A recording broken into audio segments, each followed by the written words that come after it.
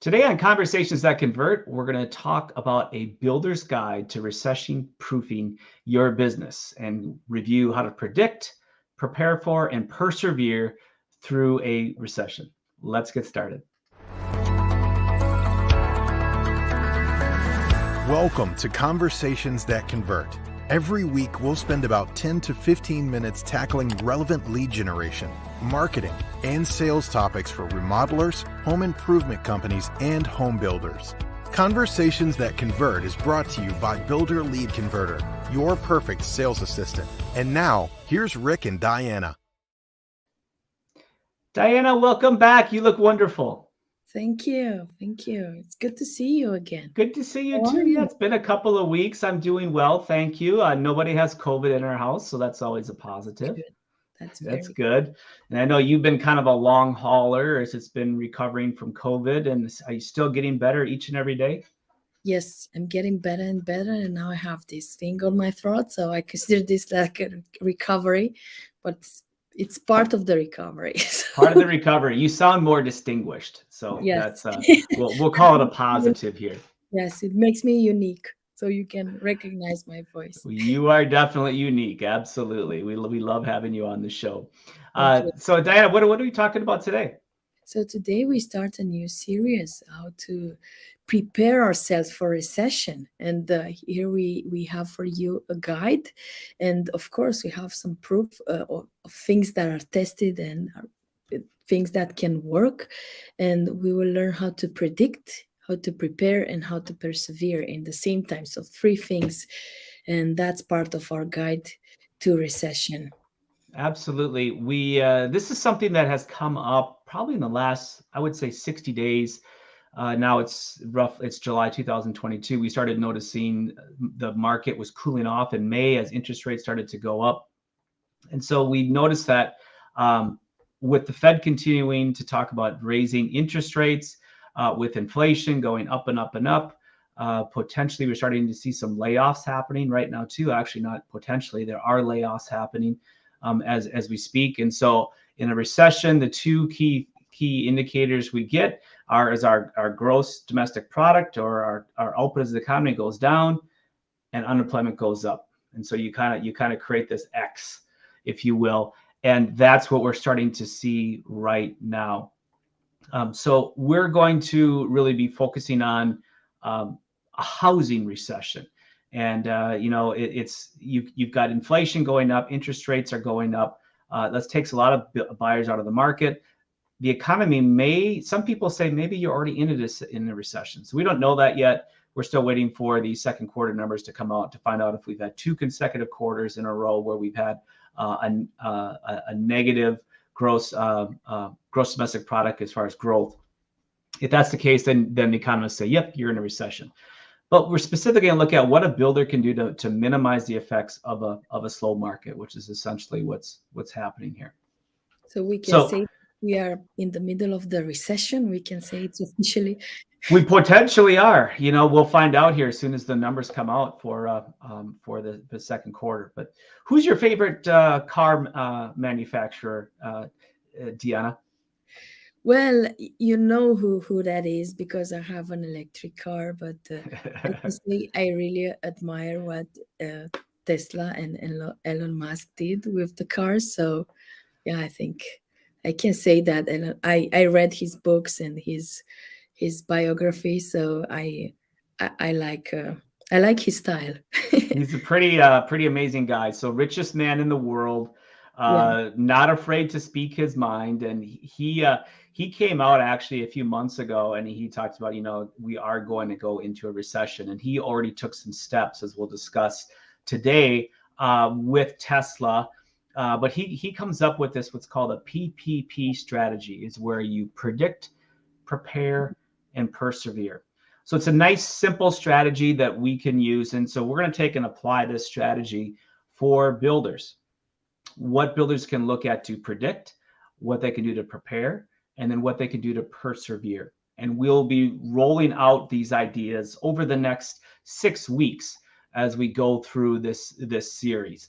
And so I want to give a little taste of each one today, So those of you that are listening, yeah, you can get some ideas today, but also you can then get more ideas and get a little deeper understanding of how to predict, prepare for, and persevere through a recession in the probably months and perhaps even more than a year to come. Some people are projecting somewhere between an 18-month recession or even more than that, more like 24 plus months. This would be the fourth housing recession if we hit one here since about 1991. So we had one in 1991. We had one in 2001 after the tech bubble burst in the stock market, and then after 9/11 happened, that caused a short recession. Then of course we had the Great Recession, which happened in 2008.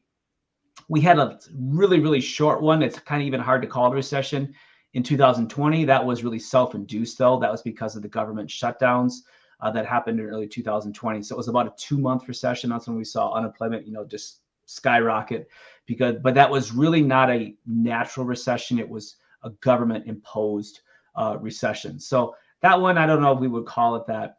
So really, if what happens now will be the fourth recession we've seen. So a little trivia for you.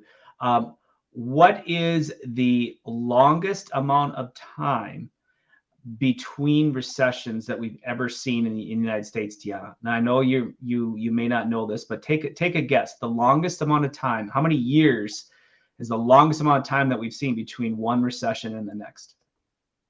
I think let's say 10 years, 7 to 10 years. Oh, you're pretty close. Yeah, on average, you get a recession approximately every 7 to 10 years. The longest amount of time between recessions is 14 years, and of the history of recorded recessions. And guess when that time period is? We are now. Now is exactly. It's right now. Right now, exactly. So our last recession happened in 2008, yeah. 2009. Yep. So now here we are in 2022, but it's been about 14 years since we've had a recession. So in other words, we're due. We're due. And the main thing to remember about recessions is that it is part of a market cycle. If you invest in the stock market, you have bear markets and you have bull markets. So we've seen both during that time. Right now we're in a bear market, and so the market is going down. Recessions are just a natural part of a normal market cycle. So as it relates to predicting, what we want to focus on is staying multiple moves ahead.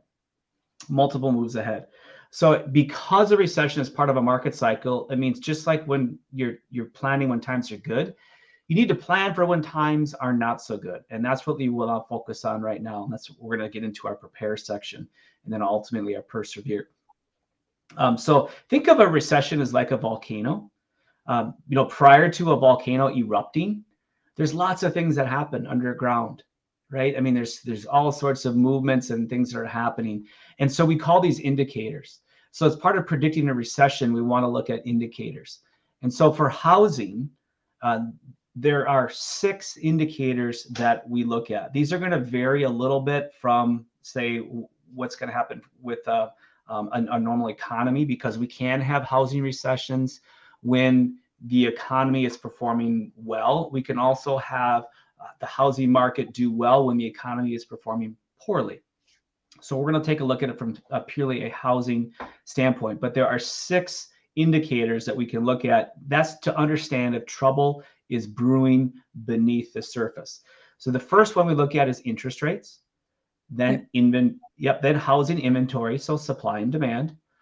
Buyer confidence is another big one. Are people bullish on the market, and are they want to remodel their homes, so they want to buy new homes?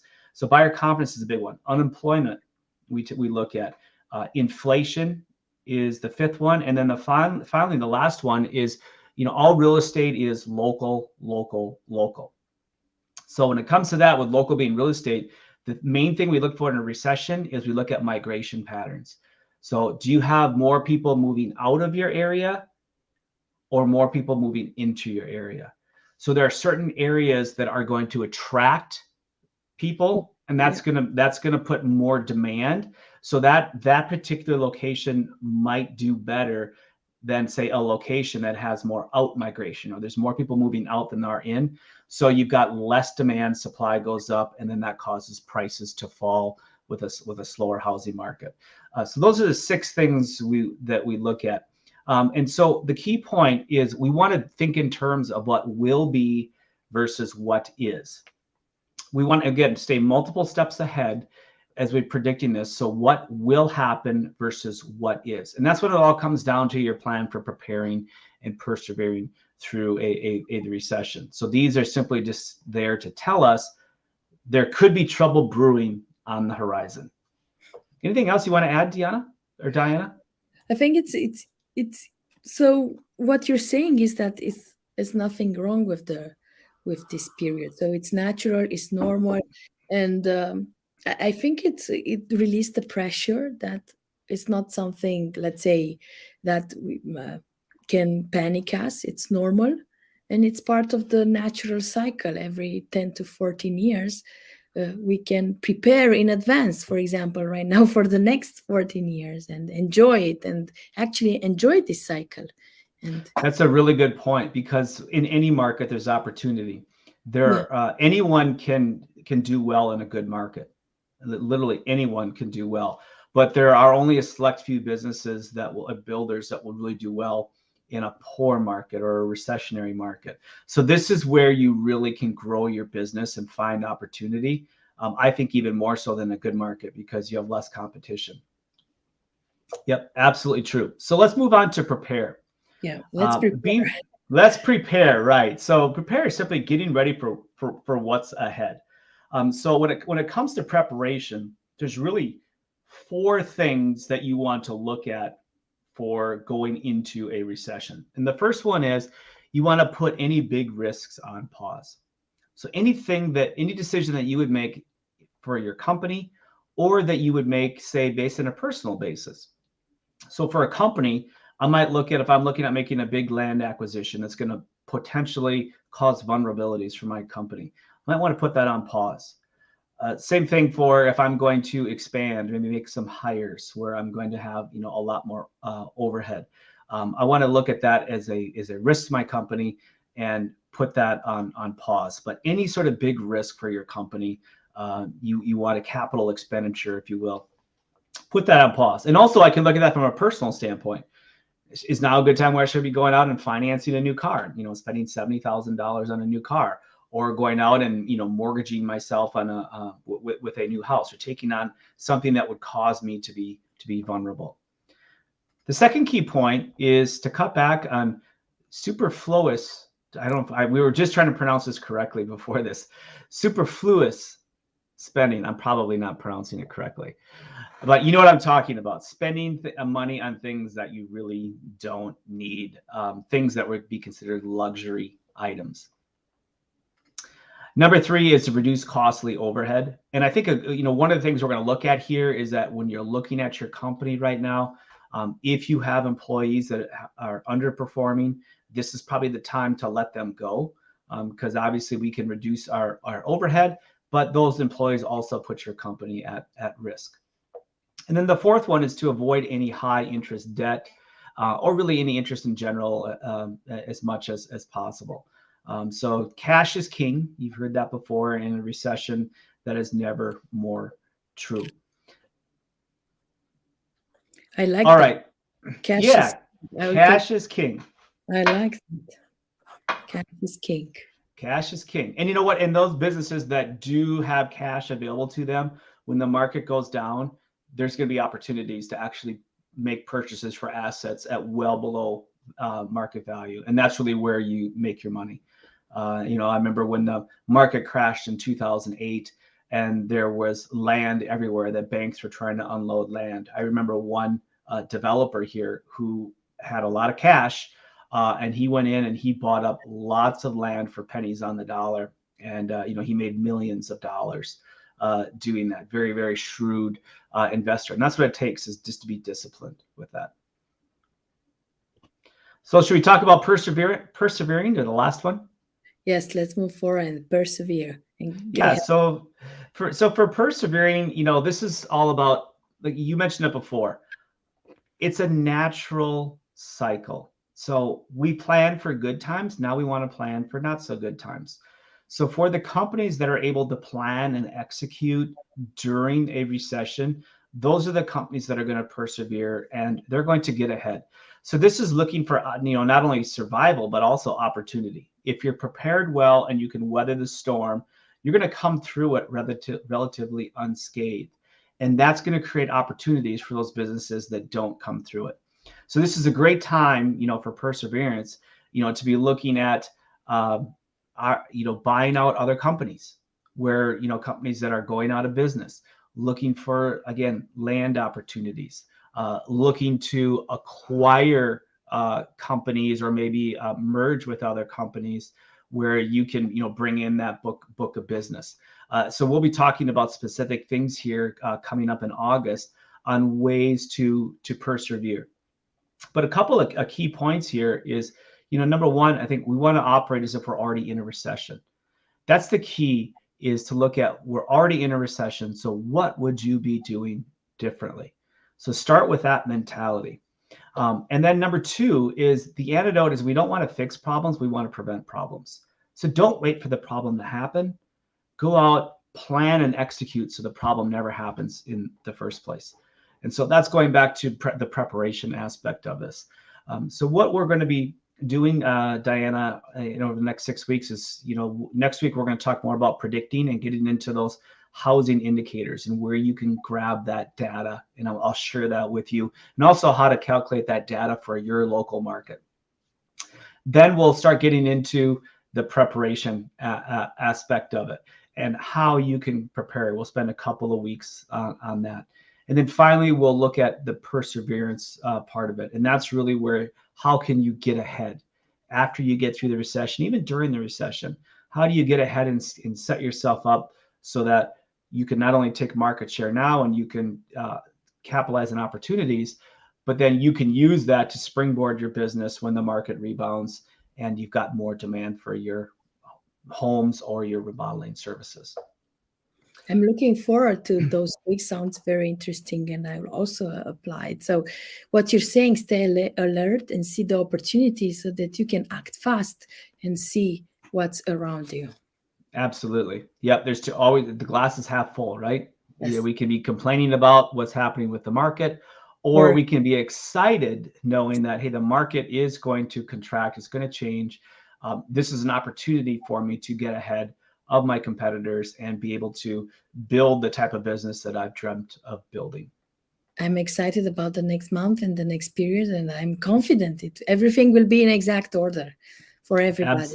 Absolutely. Yep. So we're going to try to get ahead of it right now by predicting it. No one knows exactly when it'll happen, but we'll go over those indicators here starting next week. So until then, we are, feel free to schedule your strategy call with me today and find out how much time we can free up so you can focus on larger, more profitable jobs. And one of the things that we will be launching here very quickly is that we are going to put together a little bit of training tutorial for you, an opportunity for you to go ahead and do your own recession checklist for yourself. So in other words, look at your own company. We'll give you a little bit of training here, couple of some videos and some things to look at and say, okay, what's happening in my market? Here's some things to look at. Am I prepared? And here's how I can persevere. So that'll be coming out very soon as we go through this series. So until then, for my brothers and sisters in Christ, may the grace of the Lord Jesus Christ, the love of God, and the fellowship of the Holy Spirit be with you all. We'll see you next time. Bye, everybody. Bye.